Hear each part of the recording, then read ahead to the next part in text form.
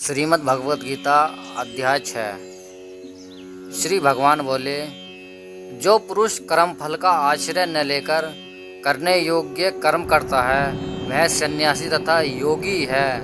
और केवल अग्नि का त्याग करने वाला सन्यासी नहीं है तथा केवल क्रियाओं का त्याग करने वाला योगी नहीं है। हे अर्जुन, जिसको सन्यास ऐसा कहते हैं उसी को तू योग जान, क्योंकि संकल्प को त्याग न करने वाला कोई भी पुरुष योगी नहीं होता। योग में आरूढ़ होने की इच्छा वाले मननशील पुरुष के लिए योग की प्राप्ति में निष्काम भाव से कर्म करना ही हेतु कहा जाता है, और योगारूढ़ हो जाने पर उस योगारूढ़ पुरुष का जो सर्व संकल्पों का अभाव है वही कल्याण में हेतु कहा जाता है। जिस काल में न तो इंद्रियों के भोगों में और न कर्मों में ही आसक्त होता है, उस काल में सर्व संकल्पों का त्यागी पुरुष योगारूढ़ कहा जाता है। अपने द्वारा अपना संसार समुद्र से उद्धार करे और अपनों को अधोगति में न डाले, क्योंकि यह मनुष्य आप ही तो अपना मित्र है और आप ही अपना शत्रु है। जिसका जीवात्मा द्वारा मन और इंद्रियों सहित शरीर जीता हुआ है, उस जीवात्मा का तो वह आप ही मित्र है, और जिसके द्वारा मन तथा इंद्रियों सहित शरीर नहीं जीता हुआ है उसके लिए तो वह आप ही शत्रु के सदृश शत्रुता में वर्तता है। सर्दी गर्मी और सुख दुख आदि में तथा मान और अपमान में जिसके अंतःकरण की वृत्तियां भली भांति शांत हैं, ऐसे स्वाधीन आत्मा वाले पुरुष के ज्ञान में सच्चिदानंद परमात्मा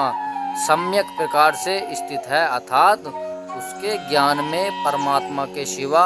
अन्य कुछ है ही नहीं। जिसका अंतःकरण ज्ञान विज्ञान से तृप्त है, जिसकी स्थिति विकार रहित है, जिसकी इंद्रियां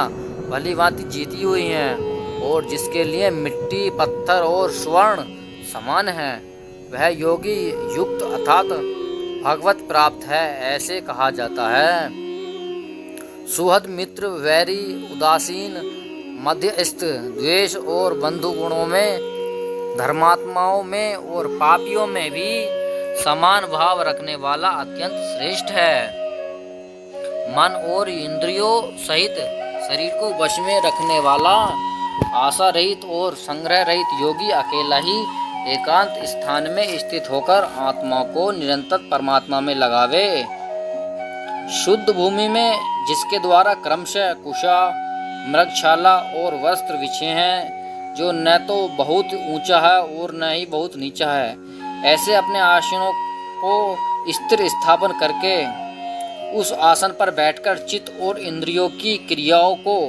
वश में रखते हुए मन को एकाग्र करके अंतःकरण की शुद्धि के लिए योग का अभ्यास करें। काया सिर और गले को समान एवं अचल धारण करके और स्थित होकर अपनी नासिका के अग्रभाग पर दृष्टि जमाकर अन्य दिशाओं को न देखता हुआ ब्रह्मचारी के व्रत में स्थित भय रहित तथा भली भांति शांत अंतःकरण वाला सावधान योगी मन को रोककर मुझ में चित्त वाला और मेरे परायण होकर स्थित होवे।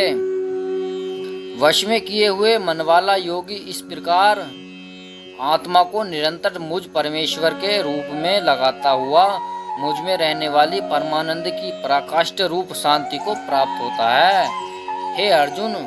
यह योग न तो बहुत खाने वाले का और न बिल्कुल न खाने वाले का और न बहुत शयन करने वाले के स्वभाव लेका और न सदा जागने वाले का ही सिद्ध होता है। दुखों का नाश करने वाला योग तो यथा योग्य आहार विहार करने वालों का, कर्म में यथा योग्य चेष्टा करने वालों का और यथा योग्य सोने तथा जागने वालों का ही सिद्ध होता है। अत्यंत वश में किया हुआ चित्त जिस काल में परमात्मा में ही भली भांति स्थिर हो जाता है, उस काल में संपूर्ण भोगों से स्पृहरहित पुरुष योग युक्त है, ऐसा कहा जाता है। जिस प्रकार वायु रहित स्थान में स्थित दीपक जलायमान नहीं होता, वैसे ही उपमा परमात्मा के ध्यान में लगे हुए योगी के जीते हुए चित्त की कही गई है। योग के अभ्यास से निरुद्ध चित्त जिस अवस्था में उपराम हो जाता है और जिस अवस्था में परमात्मा के ध्यान से शुद्ध हुई सूक्ष्म बुद्धि द्वारा परमात्मा को साक्षात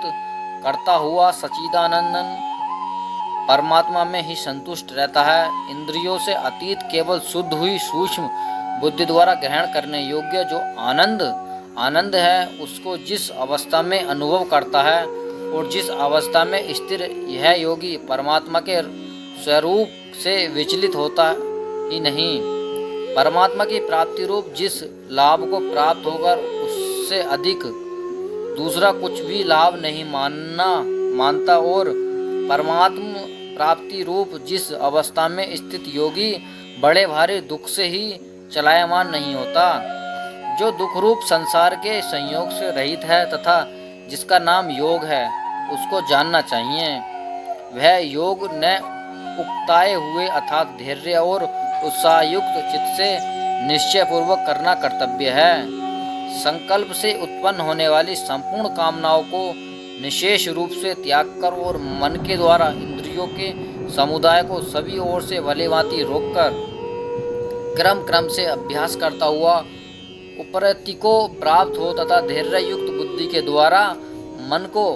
परमात्मा में स्थित करके परमात्मा के सिवा और कुछ भी चिंतन न करे। यह स्थिर न रहने वाला और चंचल मन जिस शब्द आदि विषय के निमित्त से संसार में विचरता है, उस विषय से रोककर यानी हटाकर इसे बार बार परमात्मा में निरुद्ध करें, क्योंकि जिसका मन भली प्रकार शांत है, जो पाप से रहित है और जिसका रजोगुण शांत हो गया है, ऐसे इस सच्चिदानंद ब्रह्म के साथ एक ही भाव हुए योगी को उत्तम आनंद प्राप्त होता है। वह पाप रहित योगी इस प्रकार निरंतर आत्मा को परमात्मा में लगाता हुआ सुखपूर्वक परब्रह्म परमात्मा की प्राप्ति रूप अनंत आनंद अनुभव करता है। सर्वव्यापी अनंत चेतना में एक ही भाव से स्थिर रूप योग से युक्त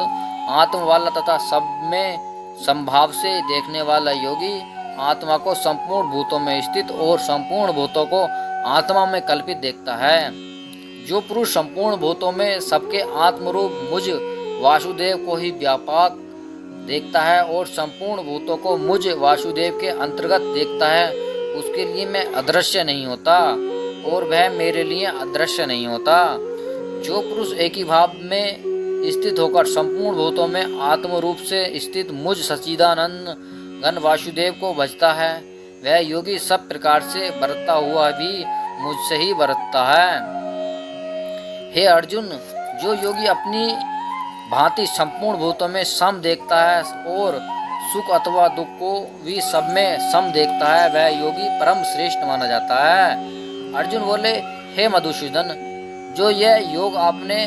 समभाव से कहा है, मन के चंचल होने से मैं इसकी नित्य स्थिरता को नहीं देखता हूँ, क्योंकि हे श्री कृष्ण,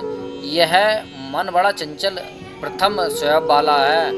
बड़ा दृढ़ और बलवान है, इसलिए उसका वश में करना मैं वायु को रोकने की भांति अत्यंत दुष्कर मानता हूँ। श्री भगवान बोले, हे महाबाहो, निसंदेह मन चंचल और कठिनता से वश में होने वाला है, परंतु हे कुंती पुत्र अर्जुन, यह अभ्यास और वैराग्य के वश में होता है। जिसका मन वश में किया हुआ नहीं है, ऐसे पुरुष द्वारा योग दुष्प्रयाय है और वश में किए हुए मन वाले प्रयत्नशील पुरुष द्वारा साधन से उसका प्राप्त होना सहज मेरा मत है। अर्जुन बोले, हे श्री कृष्ण, जो योग में श्रद्धा रखने वाला है किंतु संयमी नहीं है, इस कारण जिसका मन अंतकाल में योग से विचलित हो गया है, ऐसा साधक योगी के सिद्धि को अर्थात भगवत साक्षात्कार को न प्राप्त होकर किस गति को प्राप्त होता है। हे महाबाहो, क्या वह भगवत प्राप्ति के मार्ग से मोहित और आश्चर्य रहित पुरुष छिन्न भिन्न बादल की भांति दोनों ओर से भ्रष्ट होकर नष्ट नहीं हो जाता? हे श्री कृष्ण, मेरे इस संशय को संपूर्ण रूप से छेदन करने के लिए आप ही योग्य हैं, क्योंकि आपके सिवा दूसरा इस संशय का छेदन करने वाला मिलना संभव नहीं है। श्री भगवान बोले, हे पार्थ, उस पुरुष का न तो इस लोक में नाश होता है और न ही परलोक में ही, क्योंकि हे प्यारे, आत्मबोध द्वार के लिए अर्थात भगवत प्राप्ति के लिए कर्म करने वाला कोई भी मनुष्य दुर्गति को प्राप्त नहीं होता। योग भ्रष्ट पुरुष पुण्यवान के लोगों को अर्थात स्वर्ग आदि उत्तम लोगों को प्राप्त होकर उनमें बहुत वर्षों तक निवास करके फिर शुद्ध आचरण वाले श्रीमान पुरुष के धर्म में जन्म लेता है, अथवा वैराग्यवान पुरुष उन लोकों में न जाकर ज्ञानवान योगी के ही कुल में जन्म लेता है। परंतु इस प्रकार का जो यह जन्म है वो संसार में निसंदेह अत्यंत दुर्लभ है। वहाँ उस पहले शरीर में संग्रह किए हुए बुद्धि संयोग को अर्थात समबुद्धि रूप योग के संस्कारों को अनायास ही प्राप्त हो जाता है। और हे कुरुनंदन, उसके प्रभाव से वह फिर परमात्मा की प्राप्ति रूप सिद्धि के लिए पहले से भी बढ़कर प्रयत्न करता है। वह श्री मानव के घर में जन्म लेने वाले योग भ्रष्ट पराधीन हुआ भी उस पहले के अभ्यास से ही निसंदेह भगवान की ओर आकर्षित किया जाता है तथा समबुद्धि रूप योग का जिज्ञासु भी वेद में कहे हुए सकाम कर्मों के फल को उल्लंघन कर जाता है। परंतु प्रयत्न पूर्वक अभ्यास करने वाला योगी तो पिछले अनेक जन्मों के संस्कार बलों से इसी जन्म में संदिग्ध होकर संपूर्ण पापों से रहित हो फिर तत्काल ही परम गति को प्राप्त हो जाता है।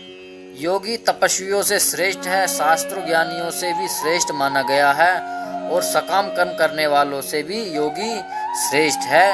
इससे हे अर्जुन, तू योगी हो। संपूर्ण योगियों में भी जो श्रद्धावान योगी मुझ में लगे हुए अंतरात्मा से मुझको निरंतर भजता है, वह योगी मुझे परम श्रेष्ठ मान्य है। 6वां अध्याय समाप्त होता है।